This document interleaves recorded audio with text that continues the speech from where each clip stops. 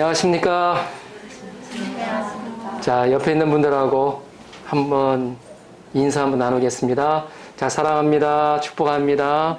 사랑합니다. 축복합니다. 우리 김창석, 또 김원재 집사님 가정, 또 우리 김민 집사님, 또 고바이상, 함께 이렇게 성탄 예배 드릴 수 있도록 와주셔서 감사합니다. 오늘은 큰 기쁨의 좋은 소식이라는 제목으로 말씀을 선포합니다. 제목이 뭐라고요? 큰 기쁨의 좋은 소식입니다. 여러분들 한 분 가운데 큰 기쁨의 좋은 소식이 임하는, 또 임하는 자체뿐만 아니라 그걸 누리고 즐기는, 기뻐하는 귀한 시간이 되기를 주님의 이름으로 축원합니다. 아멘. 크리스마스의 뜻이 무엇인지 아십니까? 크리스마스는 예수님의 탄생을 축하하는 날입니다. 거기에 메리라는 형용사가 붙어서 즐겁고 기쁜 크리스마스가 됩니다. 우리 옆에 있는 분들하고 한번 같이 인사를 한번 나눠볼까요? 메리 크리스마스! 메리 크리스마스! 아멘. 예수님이 탄생하셨을 때 베들레헴의 목자들에게 천사가 나타나서 큰 기쁨의 좋은 소식이라고 전해줍니다. 바로 강보에 쌓인 구유에 누인 아기라고 깨우쳐 줍니다. 이 시간 왜 예수님의 탄생 소식이 우리에게 큰 기쁨의 좋은 소식이 되는지 함께 묵상하며 은혜를 나누는 시간이 되도록 기도합니다. 아멘. 지난 한 해 작년에 이어 코로나로 인해서 힘든 생활을 계속해야 했습니다. 이쪽으로는 이제까지 자유로웠던 생활에 규제와 통제가 생겨 자유롭게 여행을 가보지도 못했을 것입니다. 자유롭게 모임을 가질 수도 없었고, 또 예배도 교회에서 보지도 못하고 온라인으로 보아야 하는 때도 있었습니다. 그것뿐만이 아닙니다. 경제생활도 위축되어서 소공상인들의 피해가 크고 어느 해보다도 힘든 한 해였다고 생각합니다. 더구나 오미크론의 발생으로 인해 전 세계 사람들이 두려워하고 있습니다. 예수님이 태어난 때에도 이스라엘에는 힘든 해가 계속되고 있었습니다. 그것은 강대국 로마 식민지였기 때문입니다. 더구나 예수님이 태어날 때는 로마 황제 가이사 아구스토에 의한 호적조사가 이루어졌습니다. 이 호적조사는 말 그대로 제대로 인구를 조사해서 세금을 잘 거두어들이기 위한 정책이었습니다. 이스라엘 백성들은 더 찌들리는 상황에서 미래에 대한 희망도 없이 근심만 늘어가던 때였습니다. 이때 베들레헴 근방에 있는 목자들에게 천사를 통하여 예수님의 탄생 소식이 전하여졌습니다. 그 소식은 큰 기쁨의 좋은 소식이었습니다. 8절, 9절을 보십시오. 8절, 9절 같이 한번 읽어볼까요? 8절, 9절 시작. 그 지역의 목자들이 밤에 밖에서 자기 양떼를 지키더니 주의 사자가 곁에 서고 주의 영광이 그들을 두루 비추매 크게 무서워하는지라. 아멘. 여기서 그 지방은 예수님이 아기로 태어나신 베들레헴을 의미합니다. 천사가 베들레헴 지방의 목자들에게 나타나 예수 그리스도의 탄생 소식을 전해줍니다. 마태복음에는 크리스마스 소식을 처음 들은 사람들이 동방박사들이었지만 누가복음에는 바로 이 목자들이라고 기록하고 있습니다. 목자들은 밤에 어두워서 아무것도 보이지 않는 밖에서 자신의 양떼들을 지키기 위해 노숙을 하며 있었습니다. 그런데 그 어두운 곳에서 갑자기 빛이 밝게 비친 것입니다. 천사가 목자들 곁에 서고 영광이 그들을 비춘 것입니다. 어두운 밤에 갑자기 서치라이트를 켜면 어떻게 되죠? 예, 놀라시겠죠? 깜짝 놀라실 겁니다. 그들은 놀라고 두려워하면서 매우 두려워했다고 기록하고 있습니다. 그때 천사가 그들에게 메시지를 전하여 줍니다. 천사가 전한 메시지가 무엇입니까? 자, 10절, 11절을 보십시오. 같이 한번 읽어보겠습니다. 천사가 나에게 전하여 주는 말씀을 한번 읽어보시기 바랍니다. 시작. 천사가 이르되 무서워하지 말라. 보라, 내가 온 백성에게 비칠 큰 기쁨의 좋은 소식을 너희에게 전하노라. 오늘 다윗의 동네에 너희를 위하여 구주가 나셨으니 곧 그리스도 주시니라. 아멘. 천사가 그들에게 말했습니다.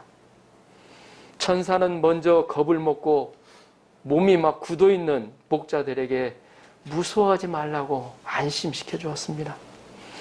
절대로 나쁜 짓 하지 않을 거라고 안심시킨 거죠. 그리고 깜짝 놀랄 만한 소식을 전해줍니다. 그 소식이 무엇입니까? 보라, 내가 온 백성에게 미칠 큰 기쁨의 좋은 소식을 너희에게 전하노라 고 하였습니다. 로마의 식민지 아래에서 고통받고 신음하는 그들에게 큰 기쁨의 소식을 전해주리라 기대할 수 있었을 것입니다.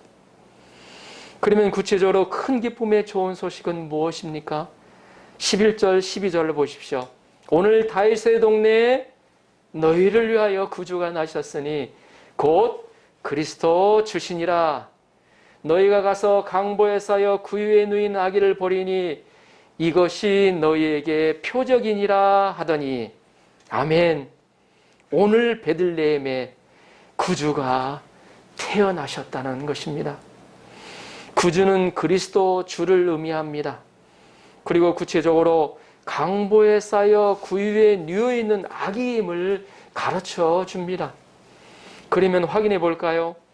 누가복음 2장 7절, 오늘 본문 전절에 2장 7절을 보면 첫 아들을 낳아 강보로 싸서 구유에 누웠으니 이는 여관에 있을 곳이 없음이라고 기록하고 있습니다.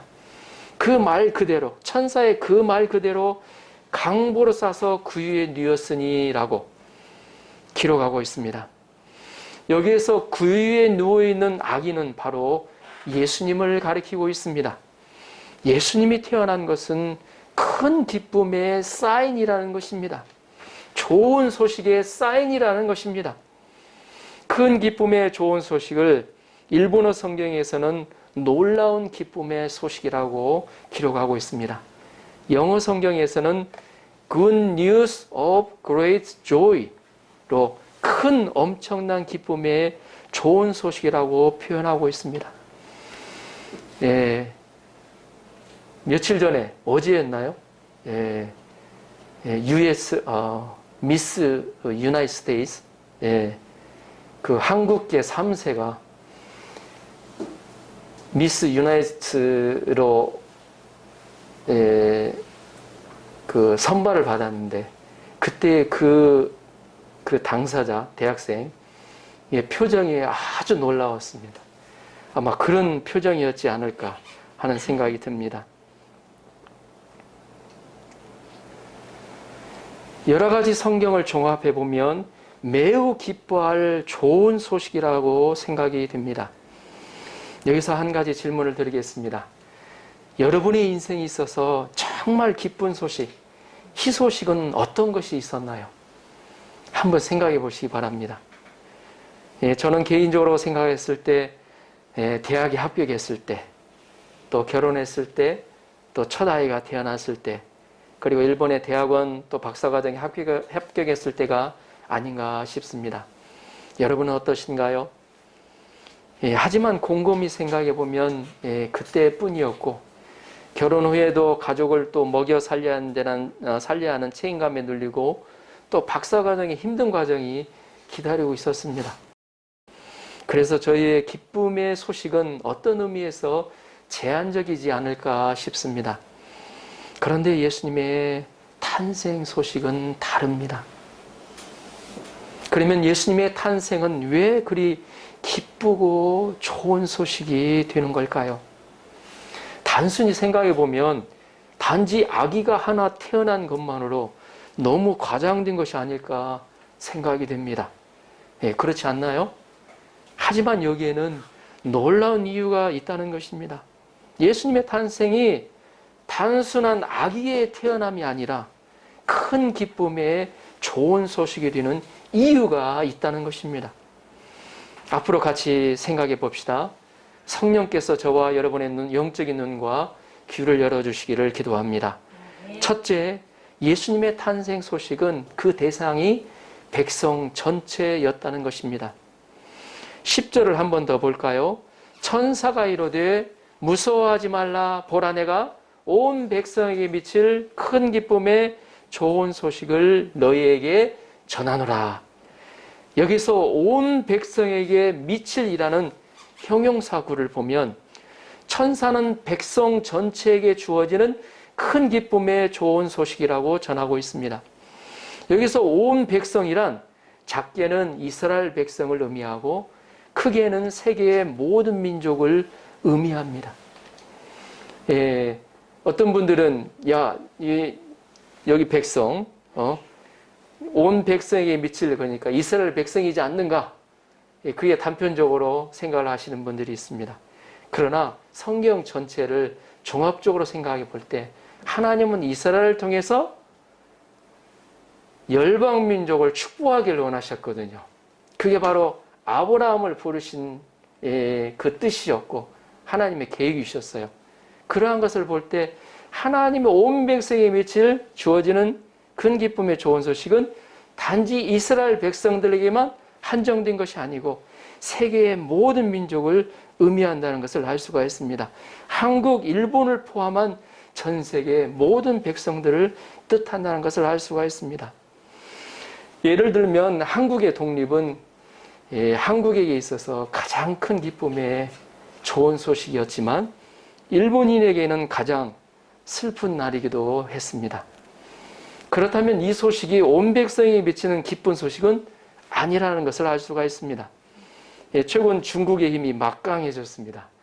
미국과 세계의 주도권을 다툴 정도로 성장했습니다.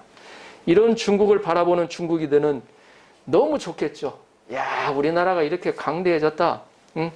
좋아할 수 있습니다. 그러나 중국을 통해 위협을 받고 있는 타이완이나 홍콩 등은 그렇게 좋은 소식이 아닐 것입니다. 그렇다면 세상에 끼칠 큰 기쁨의 좋은 소식은 무엇이 있을까요? 아마도 지금으로서는 코로나 이 바이러스의 종식이 아닐까 하는 생각이 듭니다. 코로나 지역으로부터 탈출할 수 있고 자유롭게 여행할 수 있으면 하는 희망을 가진 사람들이 많다고 생각합니다. 어떤 분들은 마스크에서 해방되기 때문에 좋다고 하시는 분들도 계실 수 있습니다.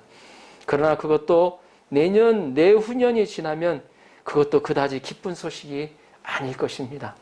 면역 체계가 형성이 되면 코로나 바이러스는 인류에게 그다지 큰 위협이 되지 않을 것이기 때문입니다. 그러나 큰 기쁨의 소식이라는 예수님의 탄생 소식은 한 번뿐만이 아니라 1년, 2년, 10년, 100년이라는 기한이 정해진 것이 아니라 영원하다는 것입니다. 2000년 전에 예수님을 통해 큰 기쁨을 얻은 것이 그것으로 끝나는 것이 아니라 그때부터 지금까지 현재 지금도 앞으로도 그 예수님을 통해 큰 기쁨을 얻고 누리는 사람은 많이 나온다는 것입니다. 둘째, 예수님의 탄생 소식이 기쁜 소식이 되는 것은 예수님이 우리의 죄로부터 구원하기 위해 오셨다는 것입니다. 많은 사람들은 자기가 죄인이라는 인식이 없기 때문에 그렇게 예수님의 탄생 소식이 구원의 주로 온다는 탄생 소식이 반가운 소식이 되지 않습니다. 그러나 죄인이라는 인식을 가지고 있는 사람이라면 예수님의 탄생 소식이 얼마나 기쁜 소식인지 알 수 있을 것입니다. 1년, 2년, 10년, 100년 이라는 기한이 정해진 것이 아니라 그때부터 지금까지 현재 지금도 앞으로도 그 예수님을 통해 큰 기쁨을 얻는 사람은 많이 나온다는 것입니다. 여러분들께 한 가지 더 질문을 드리겠습니다. 인생의 가장 근본적인 문제가 뭐라고 생각하십니까? 어떤 분은 경제 문제, 돈 문제라고 합니다. 또 어떤 분은 사람들과의 관계 문제, 또 어떤 분은 환경 문제라고 이야기합니다. 그러나 성경은 인생의 근본 문제를 죄의 문제라고 합니다. 인간은 원래 신의 형상대로 만들어진 놀라운 축복을 받은 존재였습니다. 그러나 뱀의 유혹을 받고 하나님이 단 한 가지 금지한 선과 악을 나는 열매를 먹음으로써 하나님께 범죄하게 되었습니다. 인간에게 죄가 들어왔을 때 인간은 자기 마음대로 자기가 원하는 대로 살기 시작했습니다. 하나님은 이런 인간의 모습을 보시고 한탄하셨습니다. 마음에 한탄하셨어요. 후회하셨어요. 그리고 함께 할 수 없다고 말씀하셨습니다. 에베소서 2장 3절에서는 인간은 죄와 허물로 죽었다고 선언하고 있습니다. 인간은 죄와 허물로 죽었다라고 선언하고 있습니다. 뿐만 아니라 죄의 대가로 인해 모든 사람이 죽게 되며 죽은 후에는 심판이 있을 것이라고 성경은 선언하고 있습니다. 이런 인간에게는 죽음과 심판, 그 결과로 지옥행이 결정되었다는 것입니다. 영원한 유황불못에서 고통하며 살게 됩니다. 이런 인간에게 무슨 소망이 있겠습니까? 이 땅에서 살더라도 결국엔 어때요? 죽으면 어때요? 심판받고 어때요? 지옥에 갈 수 있다는, 그게 결정됐다고 하면 무슨 어때요? 소망이 있겠습니까? 실체를 실제적으로 안다고 하면 경악할 일입니다. 그러나 하나님은 이런 인간을 불쌍히 여기셨습니다. 하나님은 이런 인간을 구원하기 위해서, 죽음과 심판의 저주에서 구원하기 위해서 예수님을 이 세상에 보내신 것입니다. 예수님은 이 세상에 오셔서 십자가에 못 박혀 죽으셨고, 그 흘리신 보혈로 인간의 모든 죄값을 대신 지불해 주셨습니다. 마가복음 10장 45절에서는 다음과 같이 기록하고 있습니다. 인자가 온 것은 섬김을 받으려 함이 아니라 도리어 섬기려 하고 자기 목숨을 많은 사람의 대속물로 주려 함이니라. 예수님이 대신 대속물이 되심으로 인해서 우리들에게 어떤 놀라운 일이 일어났습니까? 우리들은 예수님이 나의 죄와 허물을 대신 십자가에 죽으심으로 다 해결하셨다는 것을 마음으로 믿고 입으로 시인함으로 구원을 받을 수 있는 길이 열린 것입니다. 죄로부터 구원받고 영원한 하나님의 자녀로 하나님 나라에서 영원히 살 수 있는 특권이 주어졌습니다. 이 얼마나 놀라운 소식입니까?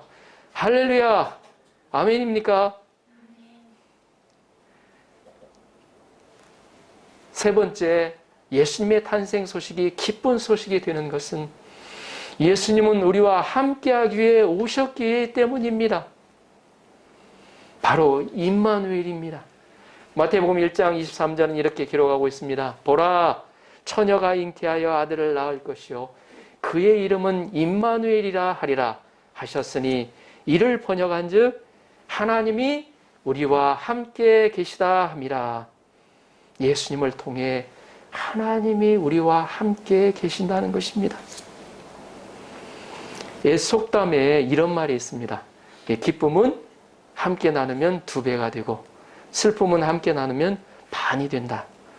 영국 속담에도 이런 말이 있다고 합니다. 불행 속에서 함께하는 사람이 있으면 슬픔이 줄어든다. 이는 함께하는 것이 얼마나 힘이 되고 소중한 것인지를 말해주고 있습니다.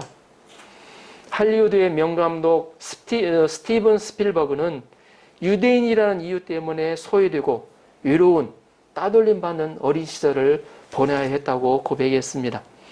그는 어렸을 때 미국 뉴저지주에 살았는데 특히 크리스마스가 되면 소년 스필버그의 외로움이 더 커졌다고 했습니다. 하지만 외로움이 커질수록 그는 그것을 극복하기 위해 자신의 마음속에 수많은 상상의 친구들을 만들었다고 합니다. 그것이 나중에 영화 E.T. 쥐라기 공원을 만드는데 결정적인 역할을 했다고 합니다. 이렇게 힘들 때 함께 할 수 있는 친구가 있다는 것이 자신의 힘든 시대를 인내하고 극복하는 힘이 됩니다. 인생은 고난의 연속이라고 합니다. 살아가는 것이 쉽지 않아요. 아무거나 쉽지 않습니다.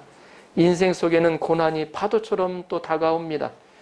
태어나서 또 늙고 병으로 죽는 것이 인생이라고 말합니다. 거기에 예기치 못한 재난이 닥치면 더욱더 힘든 인생을 살게 됩니다. 이번 주 오사카에서 화재가 일어나서 24명의 귀중한 생명을 잃었습니다. 이런 삶 속에 함께 해주는 부모, 형제, 그리고 친구가 있다는 것은 우리에게 정말로 위로와 힘이 됩니다. 하지만 그런 부모와 형제와 친구도 나와 항상 함께 해주지 않는다는 것입니다. 부모는 늙어서 죽고 사라져 갑니다. 하지만 예수님은 이 땅에 우리와 함께 하기 위해 오셨습니다. 예수님은 죽으시고 부활하셔서 승천하셨지만 다시 성령의 모습으로 우리와 함께하기 위해 이 땅에 오셨습니다. 성령으로 함께하기 위해 우리가 학교에 갈 때도, 직장에 갈 때도, 심지어 화장실에 갈 때도 함께해 주십니다. 함께해 준다고 해도 나의 어려움, 또 괴로움, 힘든 것을 이해하지 못하면 별로 위로와 힘이 되지 않죠. 하지만 예수님은 이 세상에 오셔서 십자가의 고난을 통해 이 세상의 모든 고난을 겪으셨기 때문에 우리를 너무나도 잘 이해해 주십니다. 잘 이해해 주고 항상 함께하는 친구가 있으면 힘들 때도 이겨낼 수 있는 힘을 얻을 수 있는 것입니다. 히브리서 4장 15절에서는 예수님을 다음과 같이 기록하고 있습니다. 우리에게 있는 대세상은 우리의 연약함을 동정하지 못하실 리가 아니요 모든 일에 우리와 똑같이 시험을 받으신 이로되 죄는 없으시니라. 예수님은 우리의 연약함에 절대로 무관심하지 않으십니다. 예수님은 우리의 고통과 고난에 무관심하지 않으십니다. 함께 하시며 우리를 도와주십니다. 구약 성서에 나오는 요셉은 17살에 자신의 형들에게 노예로 팔려갔습니다. 그 당시 노예는 집에서 기르는 동물보다도 못한 취급을 받았다고 합니다. 그런 상황에서도 또 열심히 일해서 보디발 군대장관 집안의 총무가 되었지만 그의 아내의 유혹에 또 넘어가진 않았죠. 억울하게 또 그걸 피하려다가 감옥에 갇혔어요. 아버지 야곱의 가장 귀염을 받았던 요셉이 그 험난한 고난을 어떻게 이겨낼 수 있었을까요? 그것은 하나님이 함께 해 주실 것을 믿었기 때문입니다. 창세기 39장 2절에서는 이렇게 기록하고 있습니다. 여호와께서 요셉과 함께 하심으로 그가 형통한 자가 되어, 일본어 성경에서는 주님이 요셉과 함께 계셨기 때문에 그가 성공한 사람이 되었다고 기록하고 있습니다. 결국 노예에서 이집트의 나라의 2인자인 총리가 된 것입니다. 하나님이 함께 하실 때 우리는 어떤 어려움과 고난도 이겨낼 수가 있습니다. 예수님은 그때만 함께 해주시는 것이 아닙니다. 세상 끝날 때까지 주님이 함께 해주시겠다고 약속해 주셨습니다. 아멘. 결론적으로 우리는 오늘 예수님의 탄생 소식이 왜 크게 기뻐해야 할 소식인지 함께 생각해 보았습니다. 우리는 오늘 천사들이 예수님의 탄생 소식을 목자들에게 전하는 소식을 들었습니다. 예수님의 탄생 소식은 큰 기쁨의 좋은 소식입니다. 예수님의 탄생 소식이 세계 모든 백성들을 대상으로 하기 때문에 놀라운 좋은 소식이 됩니다. 그리고 이 땅에 죄악된 우리를 구원하기 위해서 오셨기 때문에 기쁜 소식입니다. 더욱이 그 예수님이 우리와 함께 하시기 위해 오셨기 때문에 놀라운 기쁜 소식입니다. 이 시간 이 예수님의 탄생 소식은 바로 나를 위한 기쁨의 소식임을 영접하고 그 기쁨을 누리는 인생이 되시도록 여러분 한 사람 한 사람을 위해 축복하며 기도합니다. 아멘.